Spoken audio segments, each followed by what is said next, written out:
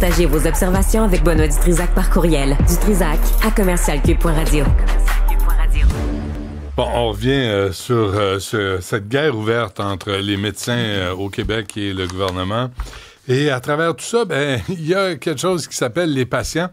Paul Brunet est président du Conseil de la protection des malades. Monsieur Brunet, bonjour. Bonjour, Benoît. Où en sommes-nous dans tout ça? Comment on s'est ramassé à avoir, Paul, un conflit, une guerre ouverte entre les médecins spécialistes, les médecins de famille et le gouvernement? Comment ça fait qu'on s'est rendu là? Écoutez, je pense que le projet de loi 106 était mal parti, si tu me permets. Premièrement, on voyait rien comme déclaration, comme engagement du gouvernement en regard de l'amélioration promise, garantie pratiquement, de l'accès aux patients. Fait que ça, c'est une problématique que j'ai soulevée au ministre. Mais aussi, il y avait 2 assises qui ont servi au ministre pour lancer son projet de loi d'abord. C'était le fait qu'apparemment, il manquait pas de médecins au Québec, ce qui est faux, malheureusement. Je suis désolé de le dire. On va le dire demain. On a une conférence de presse où un expert va venir expliquer c'est quoi la situation. Il manque des médecins partout au Canada, by the way. Ouais. L'autre assise qui est incorrecte... Paul, mais il en manque combien au Québec? Selon l'Association médicale canadienne, pas la FMOQ, selon l'Association médicale canadienne, il manque 2000 médecins au Québec. Mais il en manque ailleurs aussi. Il manque 22 000 médecins au Canada. Première assise qui était incorrecte selon les chiffres qu'on a obtenus. La deuxième assise qui était incorrecte, c'est le fait qu'il y avait 25 de médecins qui étaient paresseux ou qui travaillaient pas assez. Ça aussi, c'est en train d'être démoli comme mythe avec l'expert qu'on a embauché qui livrera les conclusions de son étude demain. Et étude des HEC qui est en train aussi de plier un peu des genoux parce que c'était pas tout à fait ça qu'il voulait dire. En fait, il manquait d'informations. Fait qu'on est en train de voir un projet de loi qui est devenu une loi spéciale qui était assis, sauf respect, sur des données de base incorrectes. Fait que là, la chicane a pris déjà et malheureusement, on est allé beaucoup plus loin. Ça sent plus, sauf respect, là, une question de contrôle que vraiment là, d'arranger les affaires et nous, on a eu beau demander qu'il y ait un engagement du ministre dans la loi, pas juste dans les documents promotionnels. Malheureusement, on n'a pas été écouté. OK, là, il y a quelque chose que je ne comprends pas, Paul Brunet. Là, tu es en train de nous dire le Conseil de la protection des malades avait les ressources et la réflexion de dire, peut-on vérifier certains faits? Est-ce qu'il manque des médecins? Là, vous dites oui. Est-ce qu'il y a des ressources qu'on a promises, qu'on n'a pas livrées? Là, je comprends que c'est oui. Comment ça se fait que le ministère de la Santé, Santé Québec, tout le cabinet, Christian Dubé, toute sa gang, ne sont pas au courant de ce que tu avances? Je pense qu'ils le savent, Benoît. Je pense qu'ils le savent, en tout respect pour le ministre, là. C'est sur d'autres prémices, sur d'autres assises, peut-être plus politiques que factuelles, que le projet de loi 106 et plus tard la loi 2 ont été adoptés. C'est bien triste parce que tu sais, j'ai eu des échanges avec M. Dubé. C'est un gars qui est fier, qui est fiable, avec qui on peut avoir un entretien direct, franc. Mais dans le cas de ces données-là, c'est pas vrai qu'il manque pas de médecins. By the way, quand même qu'il manquerait de médecins, il y a 100 infirmières praticiennes qu'on n'a toujours pas réembauchées dans le réseau de la santé. Si c'est vrai qu'on manque de monde, pourquoi est-ce qu'on n'est pas capable de les réembaucher? Santé Québec disait à un journaliste de TVA, il manque 25 000 soignants dans le réseau de la santé. Oui, mais c'est 25 000 que vous avez déjà coupés il y a quelques mois. Mais pourquoi réembauchez-les? Pourquoi tu parles d'infirmières praticiennes réembauchées? En fait, ils n'ont pas été embauchés. Non, mais à réembaucher. Ouais. Oui. Ben, en fait, ils ont été formés et selon un article de la presse récent, les 100 infirmières formées n'ont pas été embauchées dans le réseau de la santé. Fait que, tu sais, je commence à comprendre que c'est moins une question de servir les citoyens que véritablement de faire une job de bras sur le plan financier.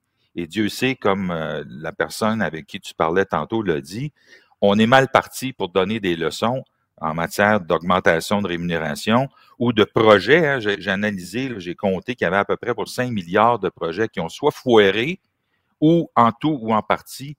Fait qu'en termes de dépenses, on peut-tu être un peu moins ou un peu plus conciliant dans les circonstances? Mais je suis pas sûr que les médecins se battent pour la rémunération plus que arrêter de les contrôler tout le temps pour tout. Si on est si bon pour contrôler les médecins, pourquoi on n'est pas capable de le faire avec le réseau qui est largement et lourdement bureaucratisé? On a embauché 4000 cadres depuis 5 ans dans le réseau de la santé. Est-ce que ça va mieux? Ben non. Tu sais, la Norvège a 3 fois moins de cadres, d'employés cadres dans le réseau de la santé qu'ici pour la même population. Il y a trop de monde dans les bureaux, il y a trop de gestionnaires, il y a trop de ci ou de ça. Ouais. Tu sais, même M. Carman, quand il a fait son projet de loi sur le commissaire national au bien-être de l'enfant, j'ai dit, lâchez vos structures, M. le ministre, embauchez du monde, des psychoéducateurs, des gens spécialisés pour s'occuper des enfants, pas d'un bureau.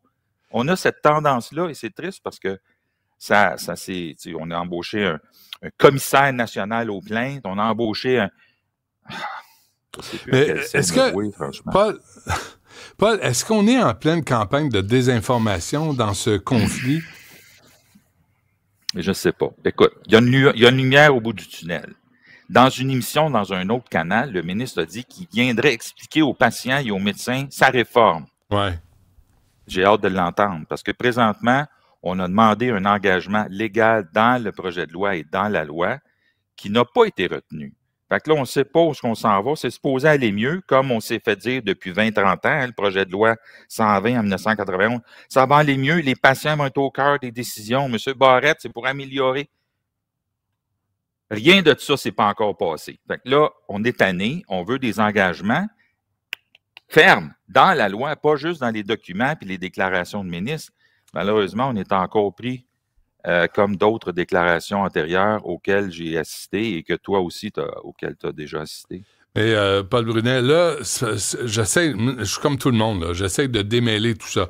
Parce que, tu sais, on t'appelle, toi, parce que t'as décidé de te lancer dans la mission de parler au nom des patients.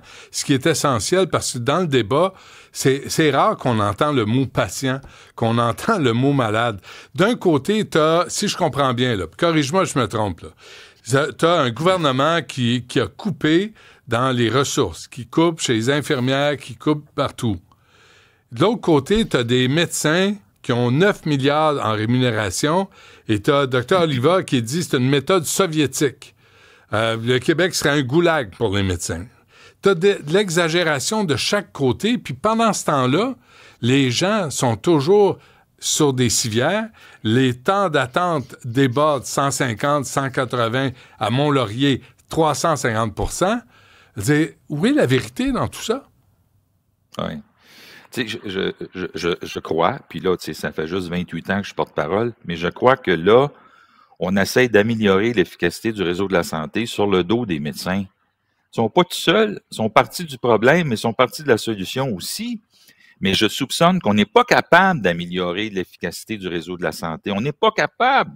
Fait que là, on va là où on peut le faire, puis on ramasse les médecins, ça fait longtemps qu'ils en parlent, puis qu'ils voulaient faire une job de bras. Mais là, la job de bras est devenue une job de contrôle, puis de surveillance et d'appréciation de la qualité des soins qui sera analysée par des fonctionnaires et non pas...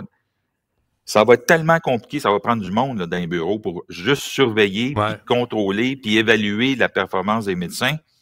Alors que les besoins sont sur le terrain. Mais oui, puis la qualité de l'acte, comment est-ce que tu fais pour qualifier ou évaluer la quantité d'actes quand le propre de ta fonction, de ta mission, de ta profession, c'est de faire une job de qualité? Je ne sais pas comment est-ce qu'ils vont faire mais pour être avec toi. Quand tu as le docteur Amio qui envoie une mise en demeure au ministre de la Santé pour ouvrir le dialogue, comment on s'est rendu là? Je reviens avec la même question, Paul. Comment se fait qu'on n'est pas en collaboration avec les médecins qui sont précieux dans notre système, les infirmières, le personnel de la santé? Comment se fait qu'on ne sait pas travailler ensemble? Tu sais, le Collège des médecins lui-même a dénoncé les attaques nombreuses du gouvernement sur les médecins, sur le fait qu'ils étaient paresseux, sur le fait qu'il ne manquait pas de médecins. Ce qui ne sont pas vrais. Comment est-ce que tu fais pour attaquer ces gens-là? La prémisse est fausse. La prémisse est fausse. Fait que, alors, il y a un retour, je pense, à une meilleure sérénité, puis c'est pour ça que ça fait longtemps que je le réclame, moi, qu'on aille en arbitral, mais ça ne s'est pas fait parce que c'est dans la tumulte des projets de loi puis des négociations qui apparemment n'en étaient pas de vraies négociations. On préparait le projet de loi 2. Alors, Il manque de sérénité, puis il manque de données véritables, et on va l'expliquer demain avec le chercheur qu'on a embauché. Parfait. Paul Brunet, en conclusion, là, je te nomme médiateur. C'est quoi tes priorités? Qu'est-ce que tu fais? Je veux savoir qu'est-ce qu'on va faire pour diminuer les listes. Il n'y a jamais eu autant de listes d'attente partout dans le réseau de la santé. Il faut régler ça maintenant. Laisse faire le reste. Parfait. On va suivre le point de presse demain du Conseil de la protection des malades. Paul Brunet en est le président. Un gros merci, Paul. À la prochaine. Bonne journée.